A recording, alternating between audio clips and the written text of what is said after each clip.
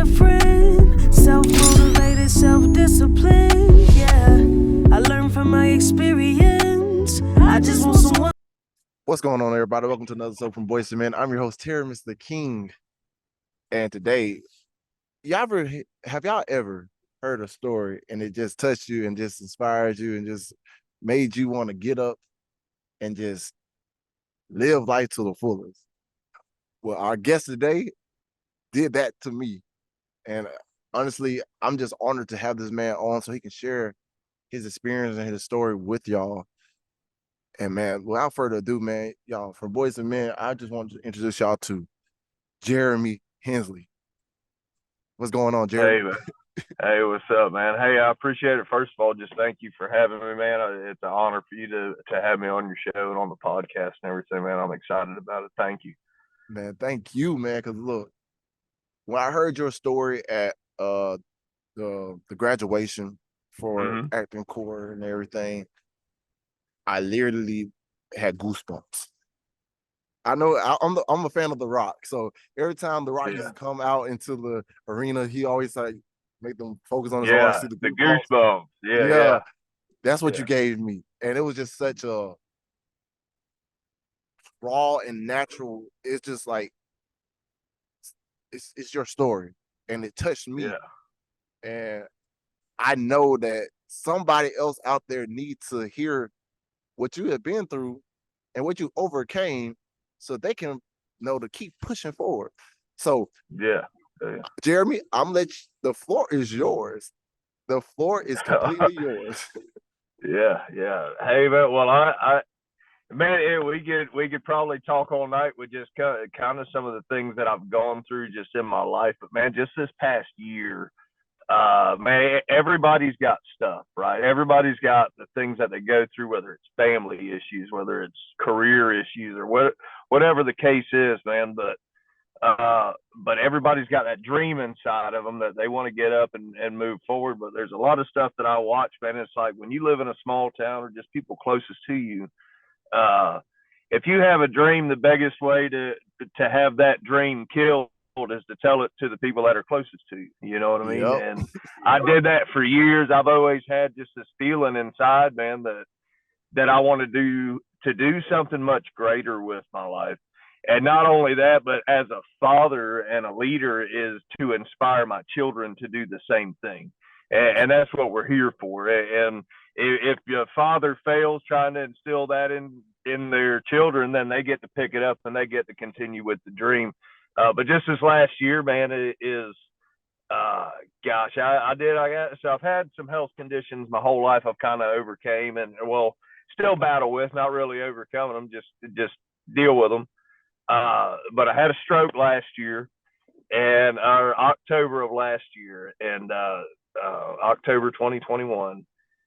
And man, at the time I felt like I just had the world by the oyster. You know what I mean? Or it was my oyster. I felt I had a good career, bought a house, it had the family, vehicles, all that good stuff, felt good. But I didn't like my job. I wasn't happy there, but I was good at what I did.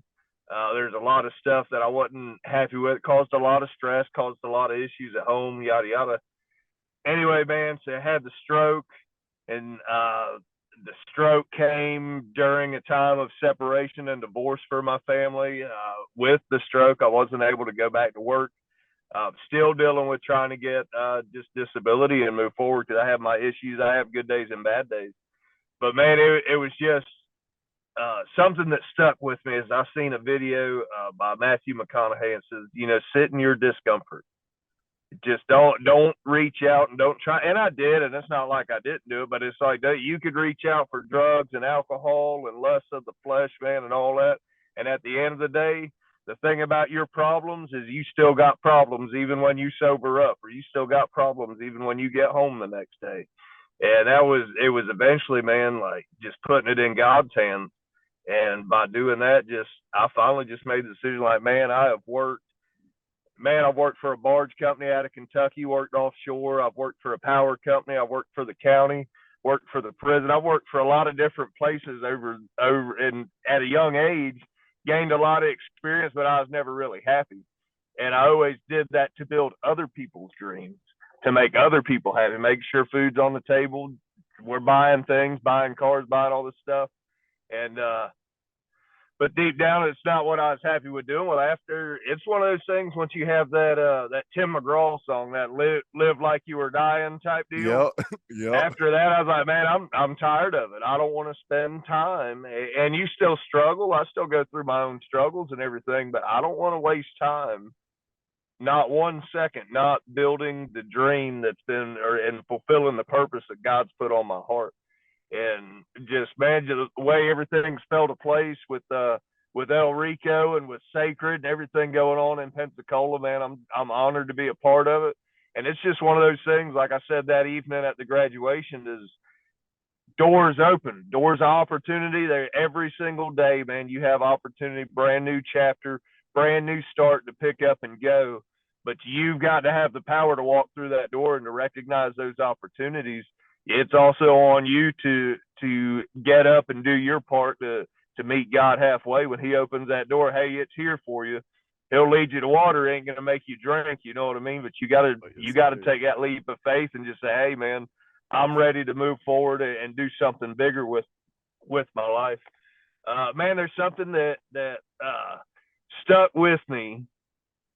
I heard this when I was like 16, 17 in high school. But it says most men die before the age 25. Yep. But they're not buried until the age 75. And do you know what that means? You know what that refers to? Yep. Yeah. We died the first time when we gave up on our dreams and stuff. Exactly. And that's it. You give up on your dreams and your visions, man, or you stop, or at a young age, man, you have children, stuff happens and all that. Well, then you focus on, all right, well, I got my family. And as men, what do we do as providers and leaders? We're like, you know what? We got to provide for that. We sacrifice ourselves.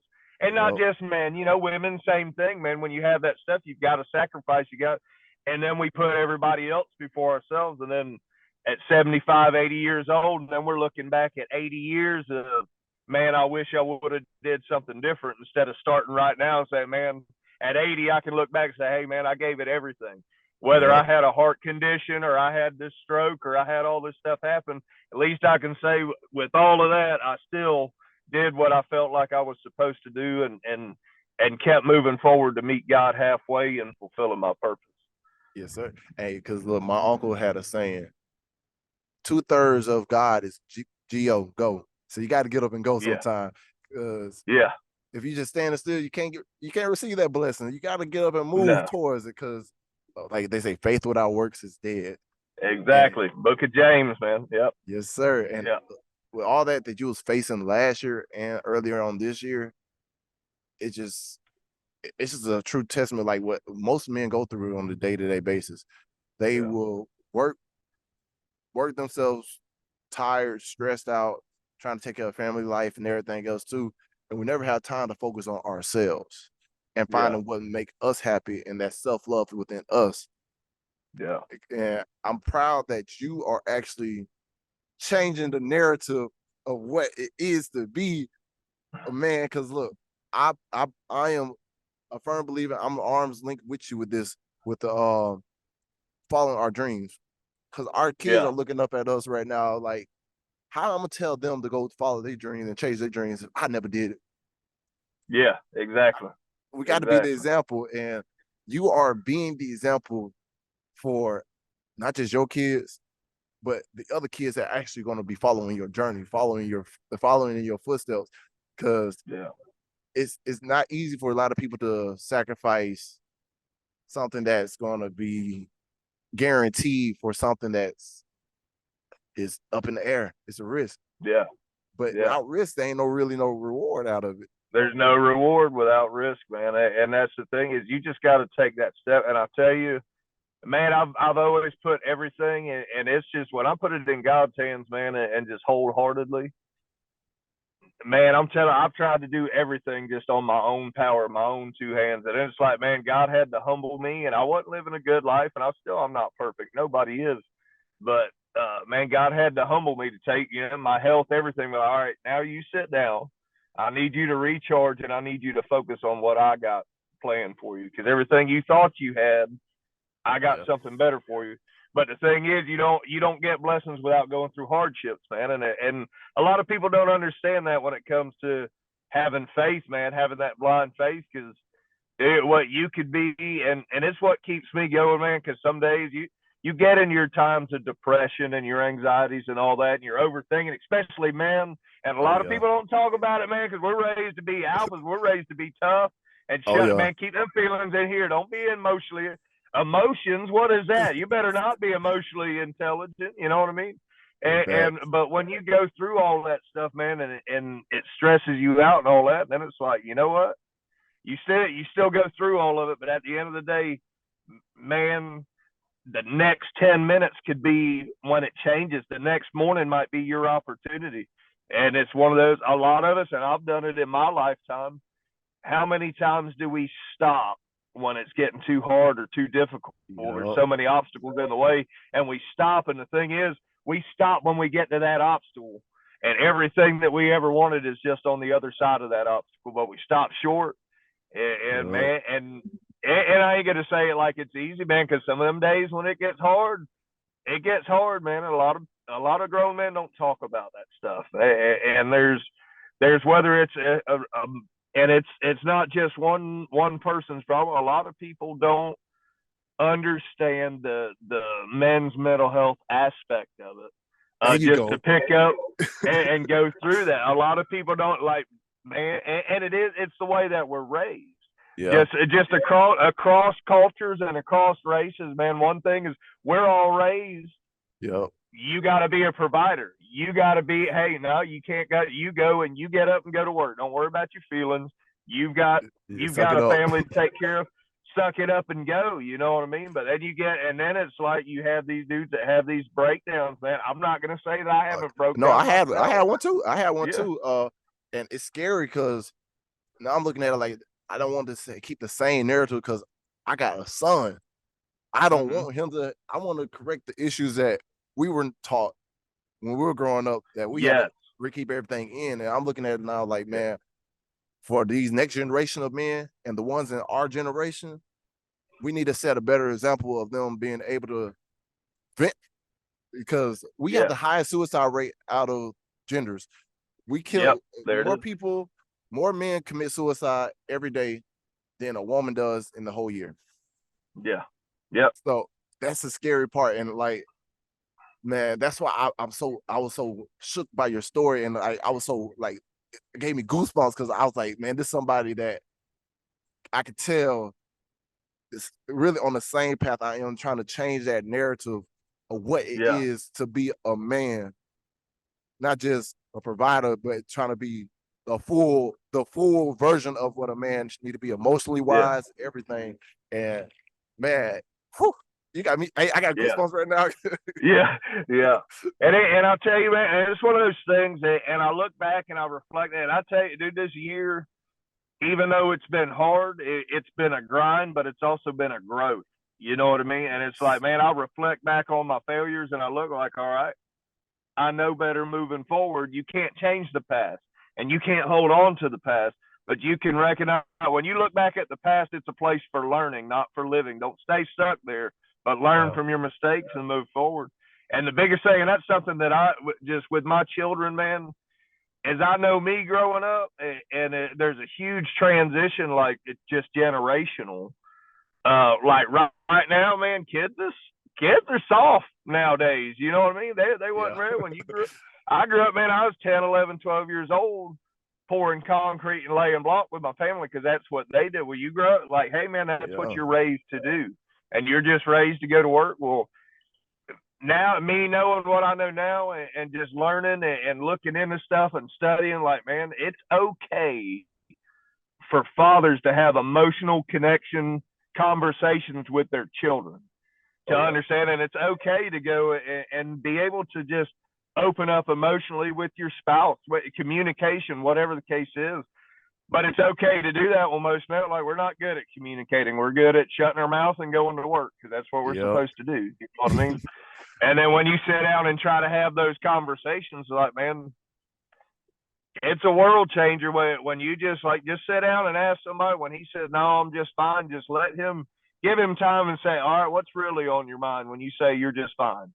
Yes, You know what I sir. mean? And then, but don't, at the same time, I think also that men don't do that. They don't open up because it's hard for them to put their emotions and their feelings into words.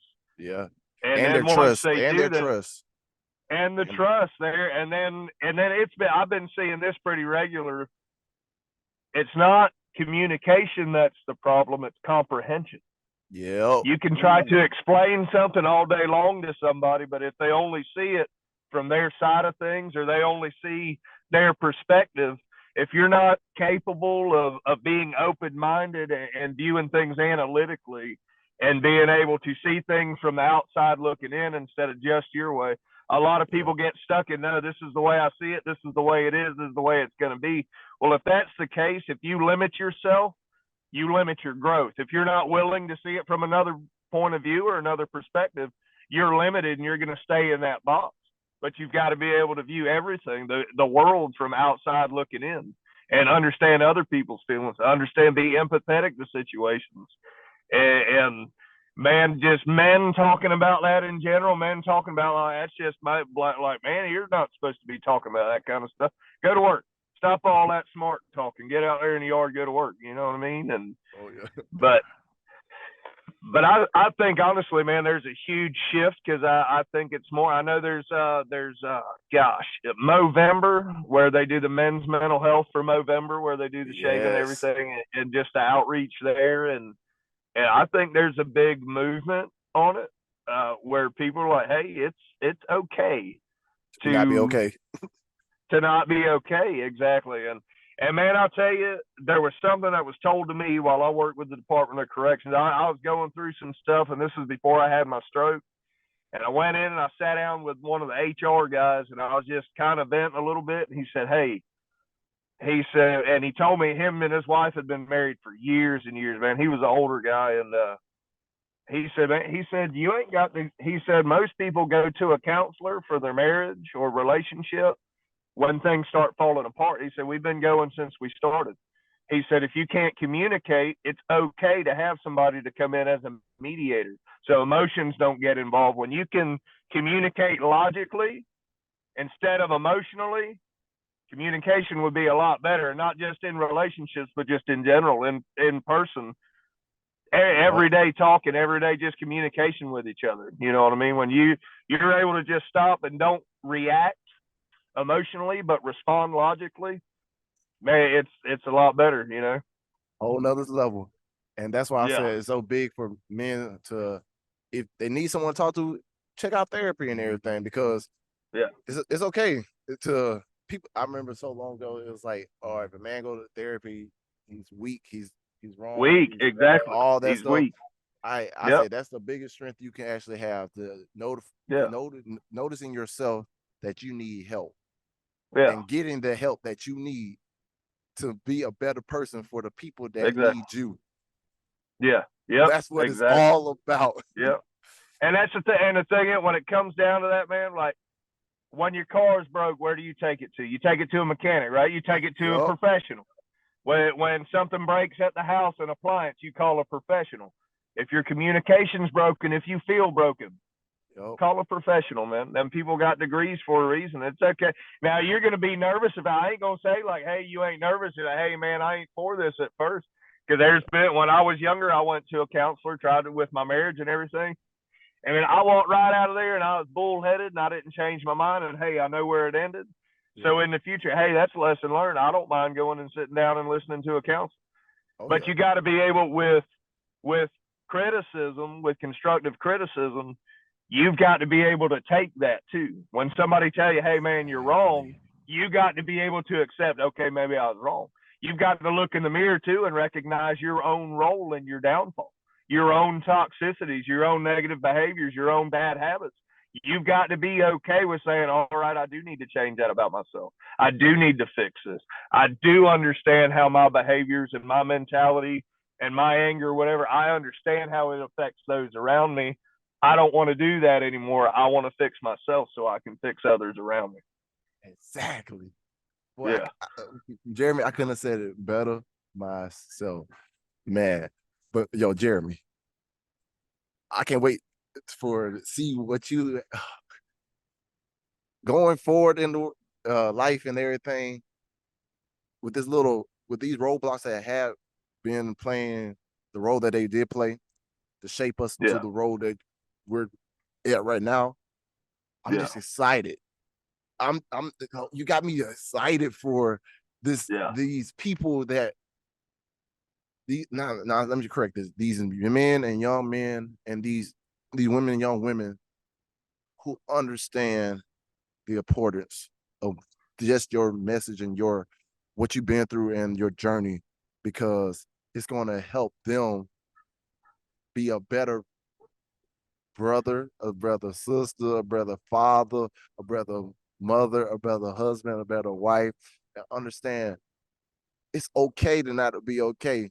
And it's Yeah. okay to take a step back and reanalyze everything and readjust and go forward from Yeah. there. Man, Yeah. but Jeremy, I know you got your son's practice to go to and everything, so I'm not Yeah. gonna keep Yeah. hold you all night.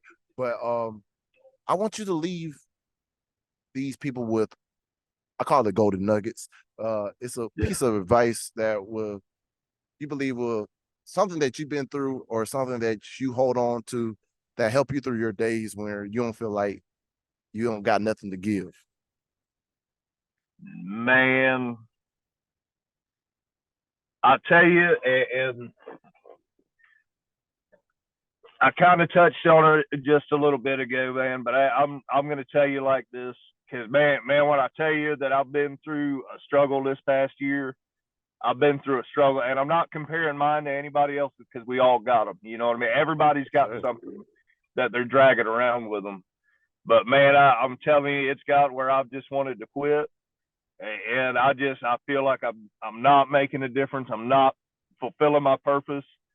Um, and then and then you kind of get into those times like, man, nobody would even miss me type deal, like one of those things. But dude, I'm going to tell you right now that the Yes, sir. only thing that's really kept me going uh, is, man, Isaiah was a youth, and when he was called to be a prophet, he said, man, how can I be a prophet?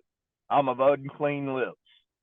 And the Yup. angel took the amber and touched his mouth. He said, go forth and sin no more. Jeremiah, he said, man, how can I go? I'm just a youth. How can I go? He said, don't worry about it. Just go. You go where I send you to go. You just be good with it. Peter, man, when he stepped out of the boat and stepped on the water, and then when he looked down, when he had doubt, that's when he fell through the water. So, man, there's just so much that you could go back. You look at Jonah, man, that dude ran just as hard as he could away from God's calling in his life, and he got swallowed by a fish. Said, no, man, I got you. So I'm going to tell you right now, the only reason that I'm still here and still having this conversation and moving forward where I'm at is, dude, just in those dark times, dude, it ain't nothing but God, man. That just reminds me, like, hey, don't give up, because tomorrow could be the day. The next hour could be the difference of the rest of your life. And then when you get to that, man, and God's like, he's done that in my life, to where it's like, hey, man, I've taken you through this dark time, and then he'll leave just a little like, I don't believe in coincidence or deja vu or nothing like that, man. I'm telling you, God's done stuff in my life. It's like just a little like, hey, man, just keep going, because I got something for you right over here.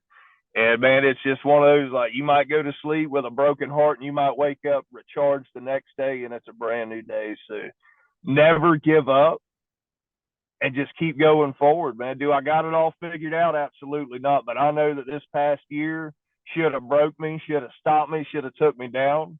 And I'm sitting here and we're having this conversation. So all I can say is do not give up, man. And as hard as it is, as dark as it gets, the next hour, the next 30 minutes, the next 10 minutes, you could get a phone call with the best news of your life. You get a new opportunity, a blessing that God just reminds you and says, hey, man, this is why you've been struggling. This is what's been building you. This is what I've been preparing you for. This is why you had to go through. You've now reached your blessing. This is why you had to crawl through the mud. Now you get to stand on the mountain. And that's where it's at, man. And that's all you can do. And you just got to have that faith. And you got to be willing to go. Sometimes you just got to be there, man. And you just got to be, when God blesses you with that opportunity, you just got to go, but you can't give up, because the very next day could be another door, another opportunity, another chapter of your life that you were about to give up on. Yes, sir. Hey, man, yo, Jeremy, man, thank you again for coming on. Man, this was a life-changing episode. For somebody out there, I know this is going to be a life-changing episode, man. But I already know me and you're going to stay in contact. We're going to get have a lot more stuff planned for the future. And I got to get you in my real studio when the studio open back up. So be on the lookout. I'm with you, man. Hey, man, and I appreciate the time, man. Thank you for inviting me on. And man, like I said, just with all of this, with everything that's fallen into place, and I can't tell you how many times I've said it while being in the actors court class, is, man, God brings people together for a reason. Oh, yes, and sir. That's the way I look at this, man. This opportunity for us to get to talk and just kind of just be able to reach somebody to make an impact somewhere. You know what I mean? And I appreciate it, man. Thank you so much. And I look forward to seeing what God does with your life in the future, man. And He blesses so many things. And that's what I'm looking forward to. Yes, sir. Thank you again. Thank you. And thank God. We got to thank Him too. Yeah. Hey, that's all things go to, man. But like, I'm going to close up this episode, man. Y'all, thank you, Jeremy, again for coming on, man. And thank y'all for tuning in and listening. But like I always say before I leave on these episodes, dream big dreams, because small dreams have little magic. And how big would you dream if you know you couldn't fail? And last but not least, y'all take nothing else away from this. Y'all just do y'all best and let God take care of the rest. Man, we love y'all. Thank y'all. Hey, peace, love, happiness, y'all. And we are out. Oh, man. I know that I'm different, self-motivated, self-disciplined, yeah. I learned from my experience. I just want someone to take me serious. Real questions that I ask. How long will this solo trip last? I'm content with being alone in the past, but it's changing and it's something I can't grasp. Turn off my phone, I'm in my zone, so now I'm acting different. I'm to myself, I'm in my head, mapping out this life I'm living. Shadow work on myself, I done already seen hell. Can't fit in, so I rebel, but I don't miss a beat. I don't miss a beat.